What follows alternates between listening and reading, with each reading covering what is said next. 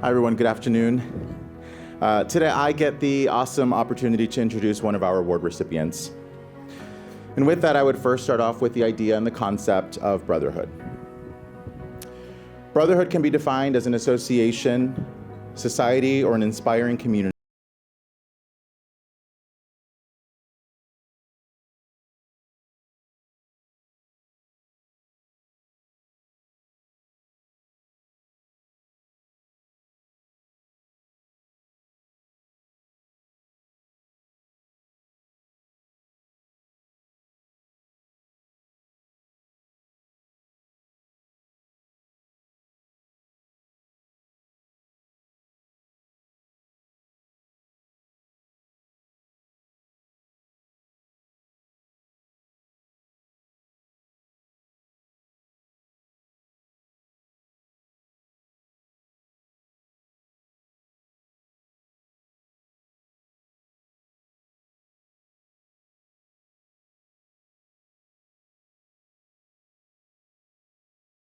his head, and we all know that. And we all know that that couldn't be me. It's also unique in that I get to be a small part of that journey. We all do. I speak for the room when I say how proud we are of you, Clayton. We're truly blessed to be associated with you. And today we celebrate the different ways we're all connected to you, whether by blood, by job industry, by our alma mater, by ritual, by friendship and mentorship, whatever the connection. Please know that we each cherish the kindness and love that you've shown us every step of the way. When we get good news, we share it with Clayton. When we have ribs on the grill, we share it with Clayton. Well, we have to share it. He's making them. When we have bad news, I share it with Clayton because I know that he will help me see the good in people.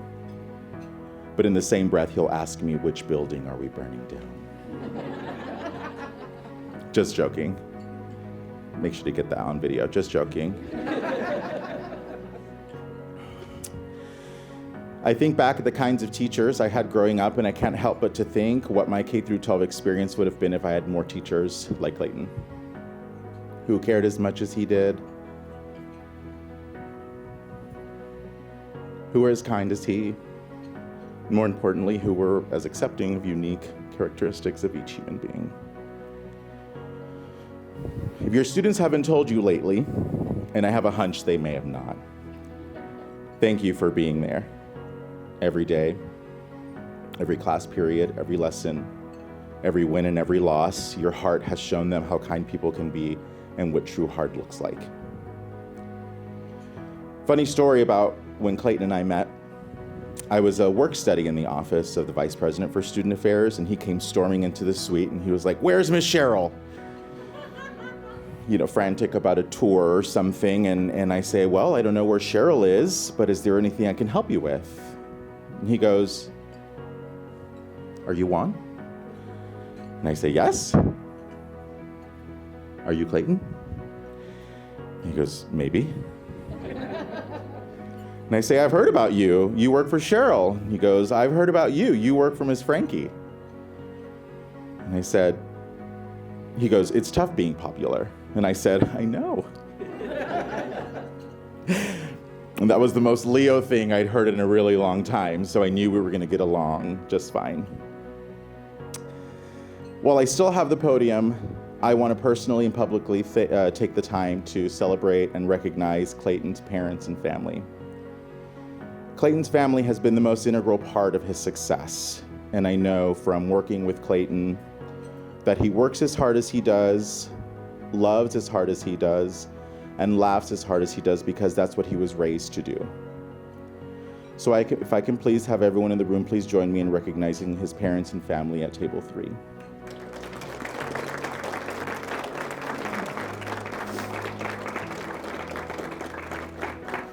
Thank you all for taking the time for being here for one of my closest friends, and I invite Dr. Cooper back to the stage. I am absolutely honored and humbled to be receiving today's honor. Juan, thank you for the absolutely kind words, the mentorship, the friendship, the brotherhood. There's a long list. As long as Juan's speech, I could go on about Juan. He's just absolutely amazing person. And I truly do appreciate you, Juan. Thank you. I am someone who believes strongly in the idea that if you love what you do, you don't work a single day in your life. And I love being a teacher. It's what I love to do. I strongly believe God put me on this earth to do just that. But I can't do that without a very long list of individuals who have helped me get to this space today. And really, I want to take my time here today just thanking those individuals, because I truly do believe in the power of gratitude and recognizing those who have helped me along the way. First, my friends who are here in the crowd: Juan, Alex, Zach, Martin, Issa, Renee, Latika, I saw you as well, Michael, Cheyenne, Joey, Paul, Kenny, who couldn't be here, Tiffany, who couldn't be here as well. Thank you all for consistently being by my side every step of the way and helping me be the person who I continually try to be. Secondly, Escobar, Mariah, also in that list of friends, but she's a little bit special. When I first became a teacher at E.T. Wren Middle School in Edgewood ISD, our principal put her as my mentor. I don't think he knew what he did at the time, but he quickly found out what he did, because we're like two Tasmanian devils. You knew we were always in the building because we would do bird calls to each other from one side of the building to the other. But thank you for your mentorship, for becoming a friend, and most importantly, becoming my family. I truly would not have survived a very rough first year as a teacher without you. And so I truly do thank you. An individual who's not quite here yet, Emily, who I consider one of my bestest friends. We both started A&M San Antonio at the exact same time, both worked in the Office of Student Life together. We both became teachers. She is, again, part of that road of success for me that I can call and say, I had a kid do this today. And she's like, same. How are you okay? And I'm like, yeah, I'm fine. Let's go. Let's keep going. But she, again, is on that road of success for me. I don't see them here, but Ms. Jan, who was supposed to be here as well, again, thank you for your mentorship and helping me along my way as I was the lead Jaguar ambassador. The Dr. B's, the dynamic duo, Dr. Boucher and Dr. Brigard, y'all both took me and Emily underneath y'all's wings while we were undergrads. And I truly would not be the educator that I am today, fighting for equity and inclusion and everything that is powerful for my students. I also wouldn't be the social studies teacher I am without y'all as well, so thank you. These two individuals as well opened up a door for me that I never saw for myself, and now I cannot see that not in my life. So thank y'all for opening up the world of scholarly writings to me, so thank you. And then most importantly, to my family. They're my everything. I talk to my mom every single day on the way home. Without fail, if we missed a phone call, then there's a text message. I text my family every single day that I'm at work. I'd like to point out my sister, who without fail does what little sisters do, and tell me when I'm wrong, tell me very rarely when I'm right. You amaze me every single day, Kelsey, with everything that you do and the path that you are on. As Dr. Ochoa said, she's graduating from A&M San Antonio as well in May, and is actually also pursuing education as well, EC through 6. And I truly do thank you for your friendship, and just also I thank God that you put me in, that God put you in my life. And then my mom and dad. There are no words. I cannot be here today without you two. You both taught me and Kelsey what it means to work hard, to live a life of honor and integrity. There are no words, but thank you. And that I love y'all. They both taught me and Kelsey very much the idea that if you work hard, things come your way. And as Juan said, I'm not an individual who likes the spotlight. Holding that award today, I was like, oh, this is what it feels like to win like an Oscar or something. This is awesome. And so I'm just extremely honored and humbled to join the long list of individuals who have previously won this award. I don't feel like I deserve a spot at that table, but now I do. And so I thank y'all and thank you all very much. Thank you, everyone. It's wonderful to come back, having been one of the founding faculty members, and see the vision and mission from our founding president, Maria Ferrier, who really summarized when I thought, what would I say about Juanita? The first time I met Juanita, she has a very, if you know her, she has a very strong sense of justice. She has served our country as a Marine, and that is in everything that she does as a mother, as an employee, as an employer, and stuff. But she had come to me when we were still over in the Systems Center. And I see a few faculty that can still remember those days, right? And she had come to me, she was on the President's Council with Dr. Ferrier, and that was my first experience with her. And she and a couple students, I was department chair, and she said, we have a concern, and they voiced their concern, and I said, thank you for telling me, I will handle it, and I appreciate them coming forward, and then we all went our separate ways. That connection with her never changed. When she sees something that has an injustice, she's going to take care of it. She's going to address it to the best that she can. She most definitely will bring it to the forefront of who can address it if she cannot. Excuse me. Everything that she does with tenacity. When she's been a mother with her children and was discussing with the coaches that they were student athletes first, students always, and the standard was 85. Who do you think won the battle if a student was almost going to drop below 85? Because she would bench her own kids, and the coaches knew she would bench her own kids. And so that standard of excellence and expectation has always stood with her. When Dr. Ferrier she used to always say that we have many different seats on the bus, and it's important that people find the right seats on the bus.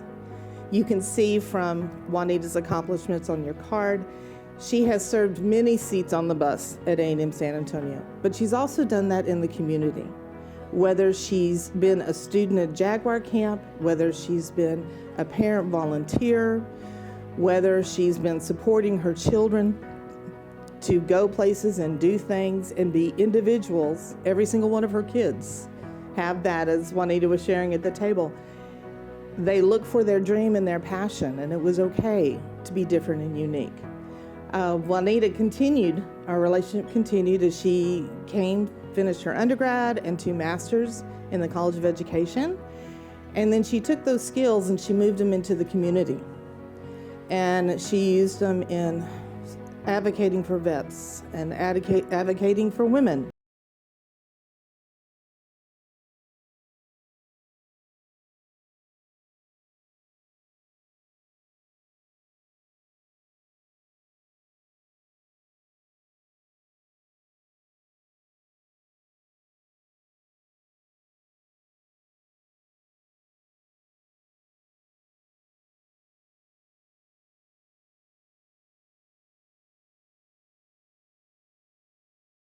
Else, and that she will help teach them do it. I cannot think of any other student that I've had over the years, and I've had plenty since 2002, and especially here at A&M San Antonio, that exemplifies that spirit of the Jaguar. That giving back to the community, giving to the family, and doing all you can to be exemplary. It's with great pleasure that I introduce Juanita. First of all, sit for a while because it's going to take about 40 minutes. And I borrowed that line from Ruben.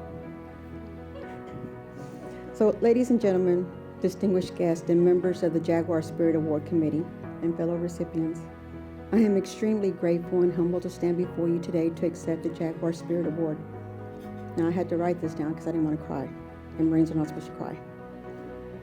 This recognition is not just a personal achievement, but a testament to the collective efforts of many, an unwavering community, and a shared commitment to causes larger than ourselves.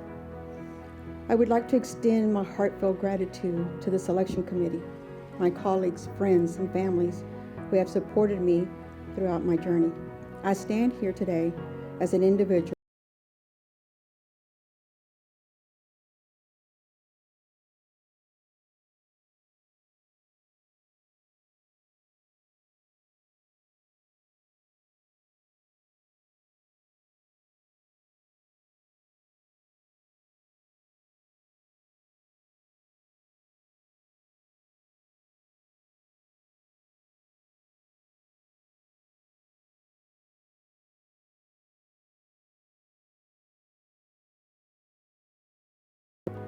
With this symbol of strength, courage, and adaptive reminds us of the challenges we face in our world today.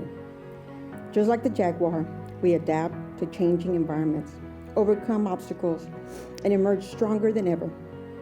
This award serves as a reminder that our work is far from done, and fuels my commitment to continue striving for positive change.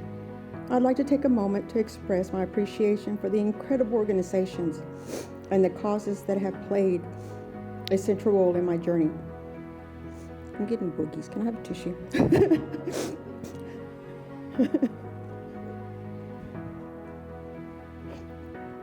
I've given myself permission to be emotional, so encourage me.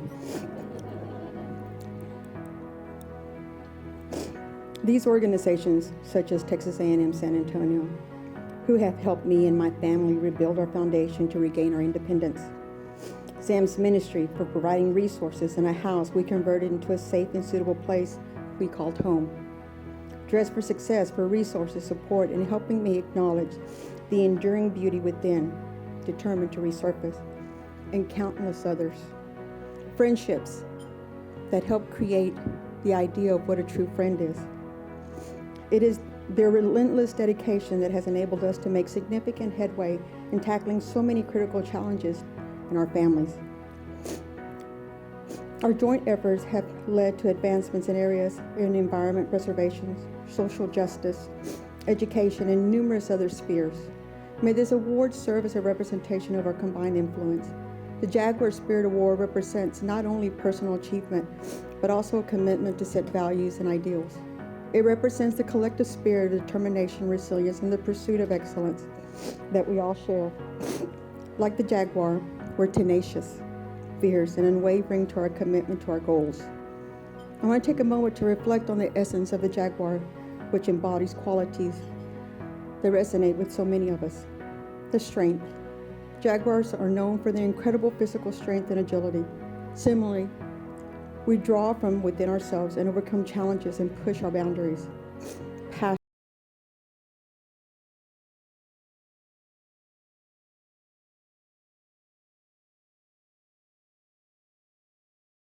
Resiliency. Jaguars are known for their strength and resiliency. They adapt to challenges in their environment with grace and determination. Similarly, in our own lives, we encounter obstacles and setbacks. Community.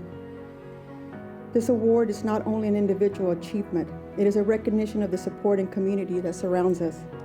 Responsibility, an award that comes in a sense of responsibility. It is not enough to receive recognition. We must use our platforms to influence and to make a positive impact in the world. We have a role to play in preserving and encouraging our community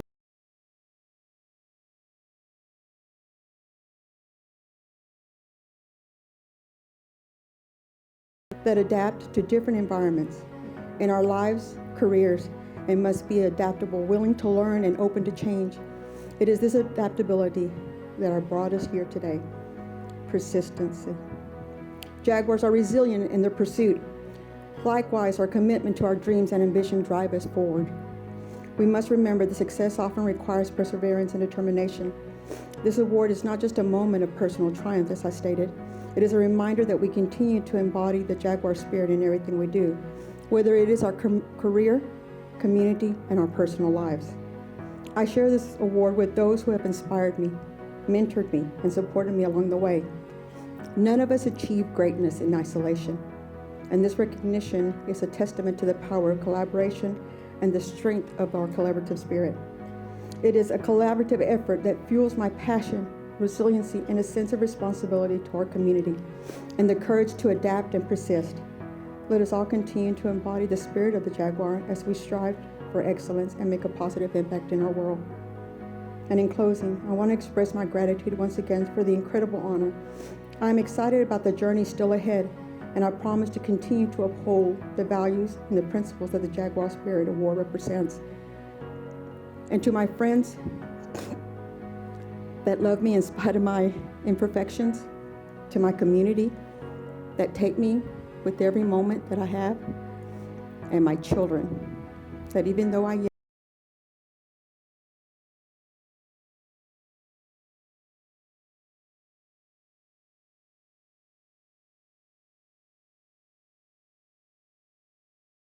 forward and continue to walk alongside of me.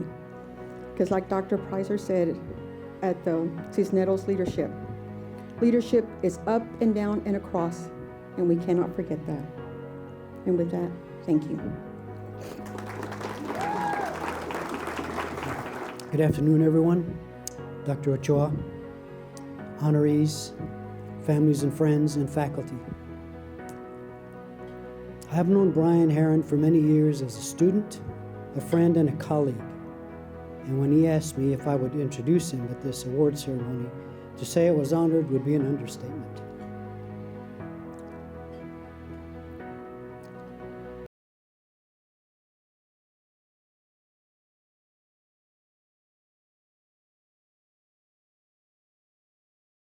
Franson, who's the chair of criminology and criminal justice, hired me as a lecturer. And I asked him if I could develop a couple of courses of cases that I worked in the Bureau. He said, absolutely. I said, okay. The first two courses I developed were Border Securities Issues and Introduction to Intelligence Analysis. My student-faculty relationship with Brian began when he entered my Intel Analysis class. He took a keen interest in Intel, inquired about it, we discussed it at length, and after he graduated, he successfully became a member of the U.S. intelligence community. Believe me, that's no small feat. In order to excel in critical areas of national security, Brian immersed himself in the Arabic language and culture, living in country Israel and Oman, Middle East. His stellar accomplishments in the intel community are evidenced by the numerous awards he's received thus far, such as U.S. Air Force Meritorious Civilian Service Award, Air Combat Command Outstanding Airman of the Year 2022, that encompassed 15 states, England, and Japan. Invited to attend Space Ops 2023 in Dubai, UAE, exploring space mission ops, communications architecture, and artificial intelligence. Graduated U.S. Air Force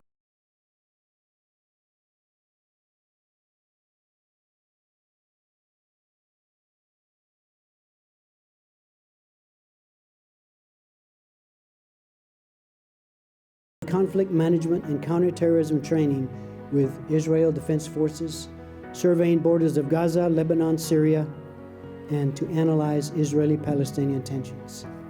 And honestly, I'm surprised he's here today. Served at Nellis Air Force Base, Nevada. Served at Goodfellow Air Force Base, Texas, where he spearheaded on his own initiative an intel briefing assisting intel officers and enlisted members on the effective use of intelligence products, of which there are many, to improve the course for future students. He is certified as a pilot in 3 different types of aircraft: intelligence fundamentals, critical thinking, Air Force intel officer, modern standard Arabic, terrorism and counterterrorism, Master of Arts in International Affairs with specialization in Middle Eastern security issues, qualified as an open source intel analyst. He is a published author and researcher. On top of all that, Brian served as an intern for U.S. Senator Ted Cruz. I have on multiple occasions thanked him for being on the front line of our intel analysis apparatus, as he is unknown to most, fiercely loyal, and a silent protector of our freedoms. I can think of no one more deserving of this award than Brian.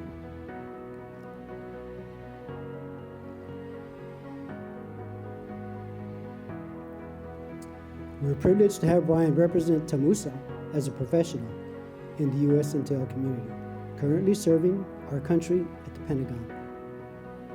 He was an outstanding student, has done outstanding and recognized work in the intel community, and is doing work today, work that you will never hear about, but work that is protecting us as we sit here.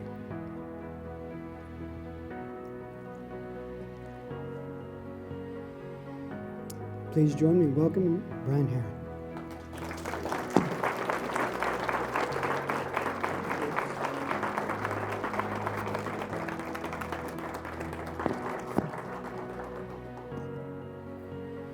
Good afternoon, everyone. It's good to see everybody here. So I have some remarks. It's great to be with you all here today at Texas A&M University San Antonio, an institution that forever holds a special place in my heart. Having graduated here in December 2016 with a BA in Communications and Journalism, it is truly encouraging to see how fast the campus is growing. I've seen that this afternoon firsthand, and what is to come, like the new Student Rec Center coming soon. I'm honored to have been nominated and selected for the Distinguished Alumni Award, and I'm so fortunate to celebrate with my friends and family here today. My family's right here, Alice and others, professors I had, Dr. Cotter, Professor Alonzo, so many people here today. I can unequivocally state that this university provided me the foundation for a successful professional career, such as the leadership skills I attained as a once vice president of the Student Government Association, serving with President Alison Garcia, or learning how to effectively portray a story as a reporter for the university newspaper, The Mesquite. I did many stories, including a ride along with the San Antonio Police Department. That was quite a good experience. I also owe so much to the outstanding professors I had that spanned many areas of my curriculum, from communications, Professor Moore, business, Dr. Carter, criminology, Professor Alonzo. One class in particular, though during my last semester, sparked an interest that would shape the trajectory of my life forever, and that was the Introduction to Intelligence Analysis taught by Professor Alonzo. I became fascinated with the subject matter and realized this might be a good fit for me, notably with my long-standing passion for traveling since I was a little child, and desire to understand countries vastly different than my own. As a side note, when I was growing up, I would go with my dad to the local Hollywood video, and instead of seeking out like the Mission Impossible or the hit movies of the day, I would go for the little section, the very tiny section on travel documentaries. That's what I was interested in at that time. So,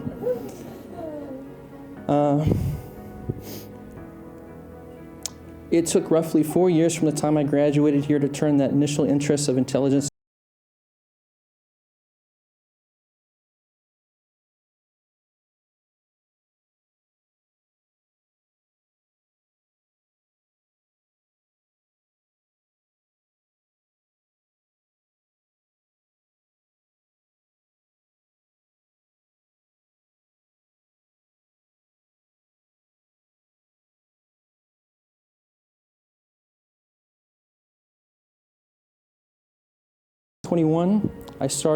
I got offered and started a 3-year civilian development program called the Palace Acquire program. The U.S. Air Force, working in the intelligence field, they have many different fields: communications, intelligence, engineering. So I did the intelligence field. And I put in for different locations around the country, all of them really, because I was eager to get in the intel community. And the one that chose me was a squadron called the 547th Intelligence Squadron out of Nellis Air Force Base in Nevada. I didn't know anything about them, but I quickly did research before the interview, of course, and all the things like that. So, anyway, the 547th, though, just for context, is a squadron that dates back to 1944. And I later learned when I was there that they're the Air Force's preeminent source for adversary tactics analysis in support of combat operations, focusing on all countries.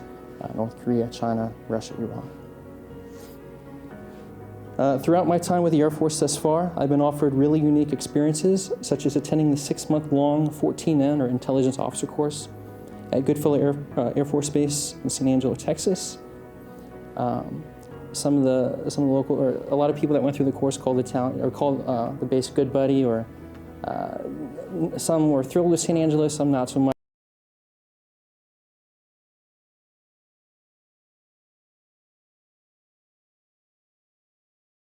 Fortunate to go there, and I got to work with the Japanese Air Self-Defense Forces and see how they train and see how we operate with them. Getting to experience firsthand really unique experiences, like going on a ride along on the KC-135 Stratotanker and the UH-60 Blackhawk over the Vegas Strip. That was quite an experience. I lost my hearing for 2 days, and I had earplugs too, so I don't understand, but I was quite concerned. I went to urgent care and they said, it's all in your head, but luckily, luckily my hearing got better. So. I also made lifelong friends spanning the globe, active duty military and civilians alike.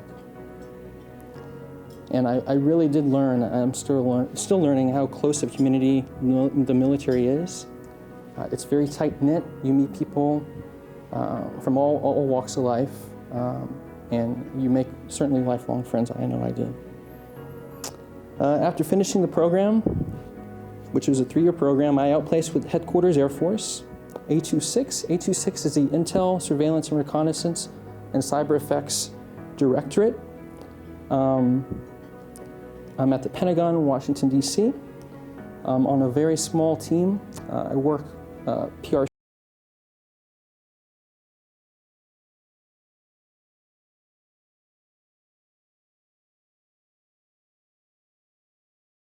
source analysis, so that encompasses imagery or geo-intelligence, signals intelligence, communications, open source, human intelligence, people out in the field collecting intel, those kind of things.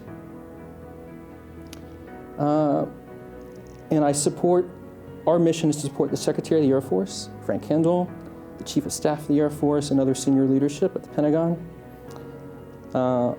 I've only been there a few months, so I started in early August, and to say it was an adjustment is an understatement. It's very fast-paced. It's very, you have to adapt very quickly. But it's truly a humbling experience getting to brief senior leadership on threats that face our country. I got to brief General Lauterbach. She's a 3-star general. She's the head of all of Air Force Intel.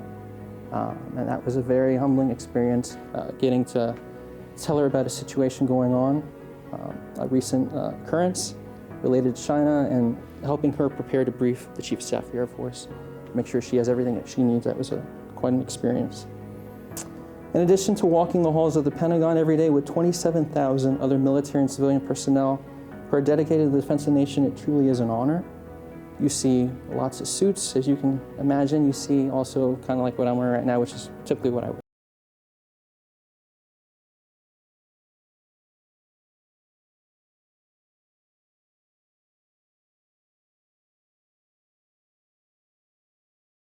Trying to be adventurous, get to my office, and I got lost, certainly, as you can imagine. It's a massive, second largest office building in the world, actually. But I took a different turn the first week, and out the door comes General Mark Milley. And just to walk past that man, and he's going about his day, having seen him on interviews and obviously knowing who he is, it was quite an experience. I also am very proud to help run on the side an insurance agency with my family called the Heron Group. I've been involved in that since high school, consecutively, helped fund my college education with everything from business development to marketing. In addition, I enjoy writing books as well. I wrote a book on autograph collecting at the age of 20.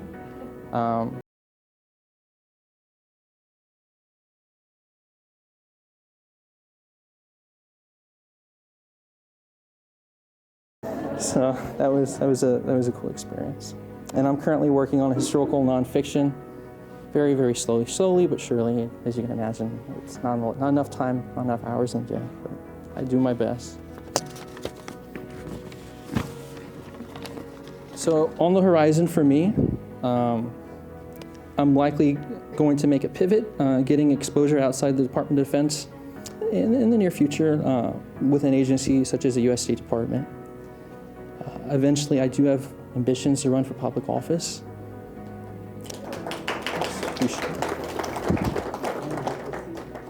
And I also hope to teach international relations in the latter part of my life at the university level, hopefully at this institution.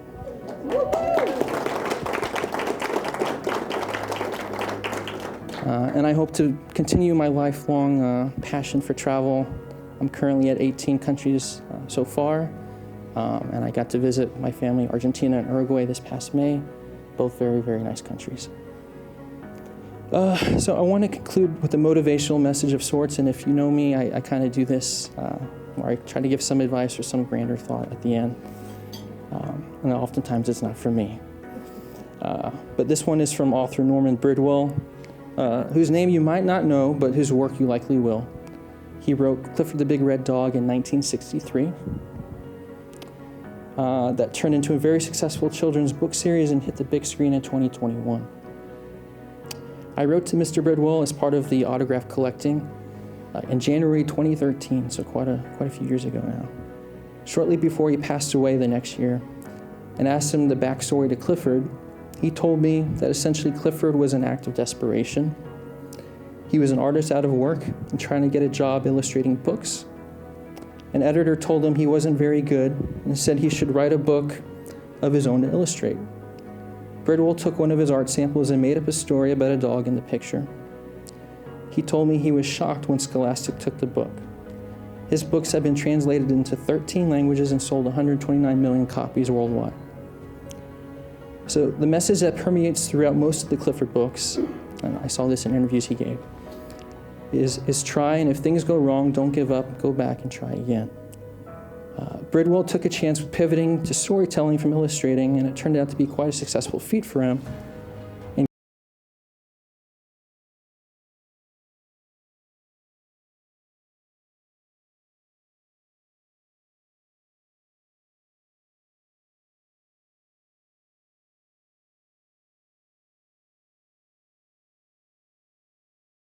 And from this grateful Jaguar, thank you so much.